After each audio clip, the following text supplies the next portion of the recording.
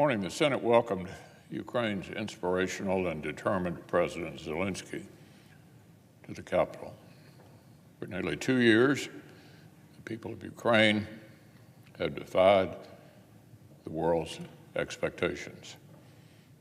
They've ground down the world's second most powerful military, and they've confounded Putin's aggressive imperialist aspirations.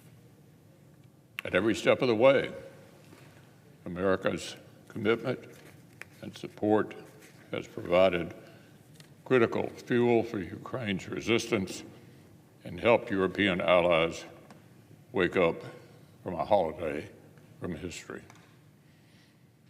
Now our allies are awake. They're investing in collective defense, and clear majorities of Americans understand the importance of America's continuing to lead as the arsenal of democracy.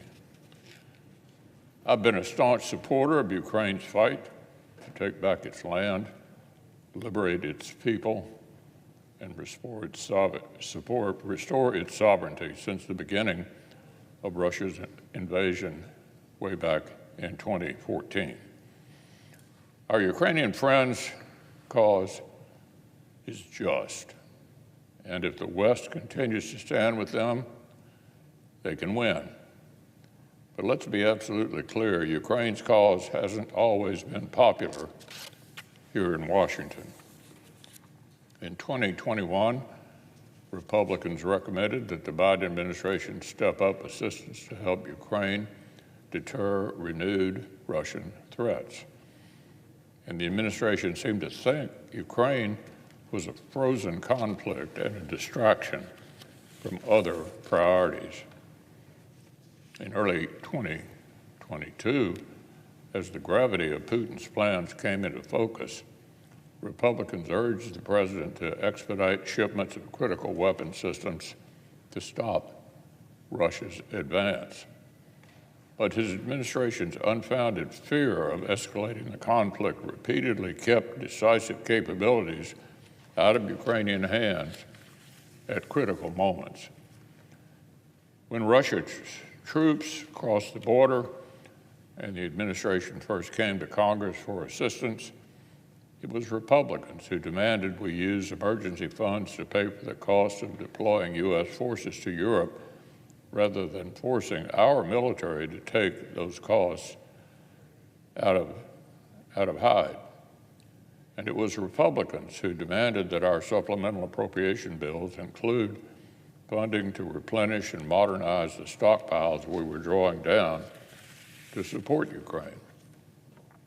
Perhaps they expected the war to be over quickly, but the Biden administration requested neither of these things.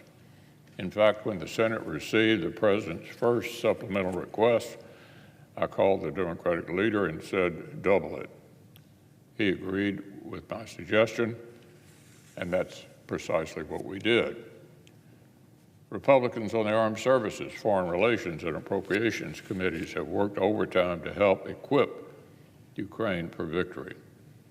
We've pushed relentlessly for investments that strengthen our armed forces, degrade our adversaries, and stand firmly with a sovereign democracy against authoritarian aggression, all while expanding our defense industrial capacity and creating American jobs at the very same time. We've done it because we know that American leadership has ripple effects. Just look at how our European allies are now contributing more to Ukraine than we are.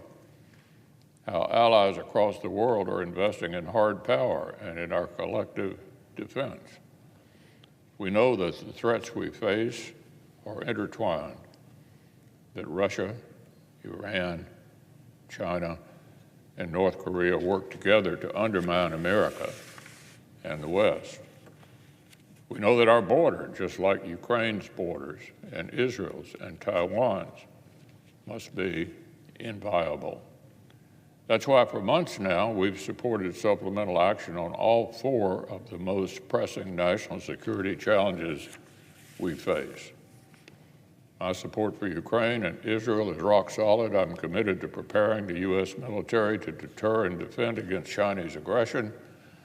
I'm determined to get the national security crisis at the southern border under control, and I'm going to work to get it done as long as it takes.